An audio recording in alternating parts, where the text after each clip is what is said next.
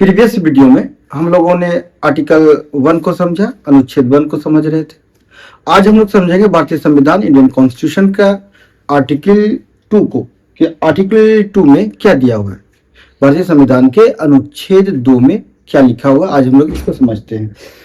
तो मैं आर्टिकल 2 की यदि बात करूं तो आर्टिकल 2 का सबसे पहले मैं इसका टाइटल देखता हूं। टाइटल में क्या दिया हुआ है कि एडमिशन और establishment of new states, admission और एस्टेब्लिशमेंट ऑफ न्यू स्टेट्स। ये क्या कह रहा है कि प्रवेश और स्थापना एक नए राज्य का करने का जो है बात कह रहा है इस आर्टिकल 2 में। इसके पैराग्राफ को पढ़ के हम लोग समझते हैं इसमें आखिर ये जो इसका टाइटल इस तरह से दिया हुआ कि एक नए राज्य का प्रवेश कराना या उसका स्थापना कराने का जो टाइटल है आर्टिकल 2 में, वो है क्या, असल इसे इसके पैराग्राफ को पढ़ने के बाद समझ में आएगा। इसके पैराग्राफ में दिया हुआ है कि पार्लियामेंट में by law admit into the union और establish new states on such terms and condition as it thinks fit. Article 2 कहता है कि पार्लियामेंट को आर्टिकल 2 पावर देता है कि आप जो है एक विधि बना करके नए राज्य को आप संघ के साथ जोड़ सकते हैं या नए राज्य का स्थापना कर सकते हैं, और पार्लियामेंट को जैसा ठीक लगे नियम और जो भी शर्त के आधार पर उनको जो भी ठीक लगे वो एक नए राज्य का स्थापना कर सकते हैं या संघ के साथ वो जोड़ सकते हैं। पार्लियामेंट को पावर है विधि बना करके। अब विधि इसलिए बनाना है कि जो नया क्षेत्र है तो उसका नाम क्या होगा, उसका बाउंड्री क्या होगा, उसका एरिया क्या होगा, वो कब से लागू होगा। तो विधि बना करके एक नए क्षेत्र को आप जो है संघ में, भारत संघ में जोड़ सकते हैं। ये आर्टिकल 2 जो है पार्लियामेंट को पावर देती है कि आप एक प्रोविजन बनाए और नए क्षेत्र को भारत संघ में आप जोड़ दें। तो ये आर्टिकल 2 जो है पार्लियामेंट को पावर देती है किसके लिए, एडमिशन करने के लिए, एक नए राज्य के न्यू स्टेट का एडमिशन करने का या एस्टेब्लिश करने का। तो दोस्तों अब 1974 में एक सिचुएशन आया कि सिक्किम के लोग, वहां के जनता लोग चाहते थे कि हम भारत के साथ विलय हो जाएं। तो भारत के साथ हम विलय हो जाएं, लेकिन भारत अब उसे विलय कैसे करता, क्योंकि आर्टिकल जो है, आर्टिकल 2 जो है, अगर चाहता तो इसके द्वारा भी पार्लियामेंट कर सकती थी इसको विलय, सिक्किम को।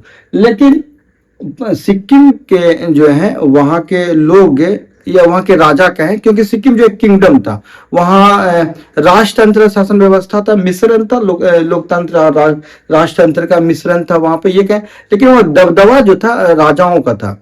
तो राजा का मानना था कि हम भारत के साथ विलय जैसे होंगे तो हमारा जो भी मेरे अंडर में जमीन है, मेरा ये जो मेरा संस्कृति सभ्यता है वो छिन्न भिन्न हो जाएगा। इसलिए वो पूरी तरह से भारत के साथ विलय नहीं होना चाह रहे थे। तो ये सिचुएशन के वजह से वहां पे 1974 में भारत को विलय करने के लिए एक सिचुएशन पैदा हो गया कि इसको हम विलय कैसे करें, आर्टिकल 2 के माध्यम से।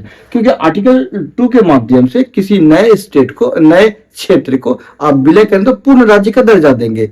तो वैसे कंडीशन में क्या किया गया कि भारतीय इंडियन कॉन्स्टिट्यूशन का जो आर्टिकल 368 है, जो भारत क्या कहते हैं इंडियन कॉन्स्टिट्यूशन को अमेंडमेंट करने का जो पावर देती है पार्लियामेंट को, तो पार्लियामेंट ने क्या किया 1974 में, 1974 में 35th अमेंडमेंट करके आर्टिकल 2 के साथ आर्टिकल 2A को इसमें ऐड कर दिया। और आर्टिकल 2 ऐड इसलिए किया गया कि Sikkim to be associated with the union, जो सिक्किम को क्या है संघ के साथ संबद्ध किया जाना है। ये क्या, इसका टाइटल में क्या लिखा गया 2A 1974 में अब 35वां संशोधन में ये जोड़ा गया है। और वो इसलिए जोड़ा गया कि सिक्किम को एक स्पेशल प्रोविजन के तहत उसको स्टेट, एसोसिएट स्टेट बनाया जाए। पूर्ण राज्य का दर्जा नहीं दिया गया क्योंकि वो पूर्ण रूप से विलय नहीं होना चाह रहा था। तो उस समय जो है आर्टिकल इंडियन कॉन्स्टिट्यूशन का आर्टिकल 368 के तहत पार्लियामेंट अमेंडमेंट करके आर्टिकल 2A को इसमें ऐड किया और सिक्किम को जो एसोसिएट स्टेट बनाया। तो आर्टिकल 2A क्या कहता है कि सिक्किम को जो है संघ के साथ संबद्ध करना, मतलब उसके साथ जोड़ना है एक स्पेशल प्रोविजन के तहत। और इसमें जो पैराग्राफ दिया गया, सिक्किम विच comprises the territories specified in the 10th schedule shall be associated with the union on the terms and conditions set out in the schedule, that schedule। तो सिक्किम में इसमें कहता है, इसका मतलब क्या हो रहा है यहाँ पे कि सिक्किम को जो है सिक्किम को हमें उसको संबद्ध करना है, संघ के साथ संबद्ध करना है, ठीक है, संबद्ध करना है। और जो कि अनुसूची 10वें अनुसूची में जो कि निर्धारित किया गया, जो 10वें सूची में जो निर्धारित है उसके अकॉर्डिंग क्या करना है, इसको संबद्ध करना है, उसको संघ के साथ जोड़ना है।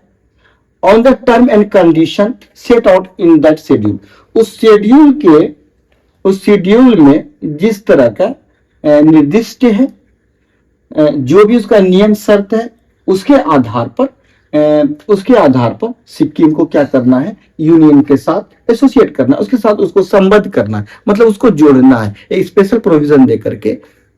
तो ये 2A को, आर्टिकल 2A को जो है 35वां संशोधन करके भारतीय संविधान का 1974 में 1974 में भारतीय संविधान का संशोधन करके आर्टिकल 2A को जोड़ा गया, ताकि सिक्किम को एक जो है एसोसिएट स्टेट बनाया जाए। अब सवाल होता है एसोसिएट स्टेट क्या होता है?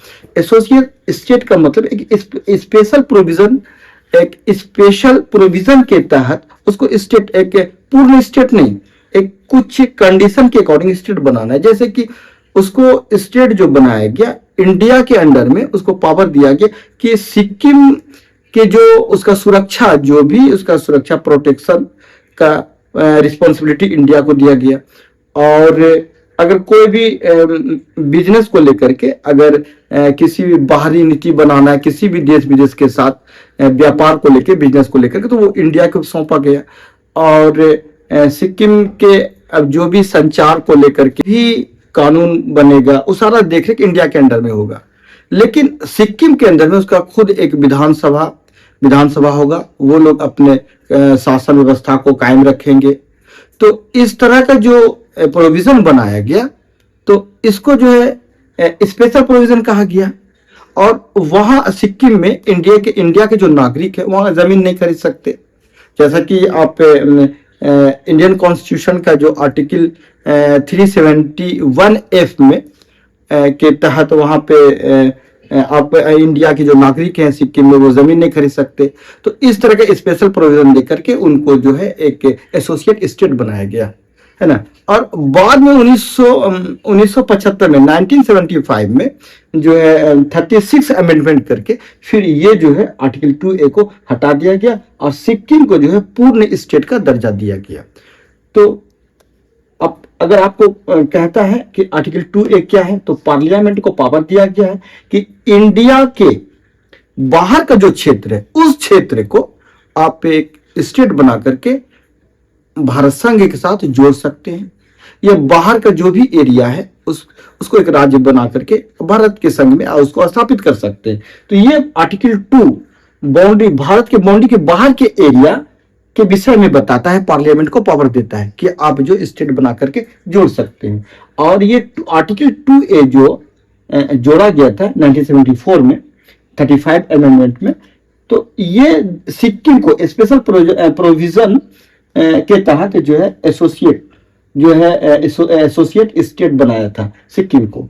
और जो 36 अमेंडमेंट 1975 में जो है इसको हटा दिया गया, यहाँ से ओमिट कर दिया गया।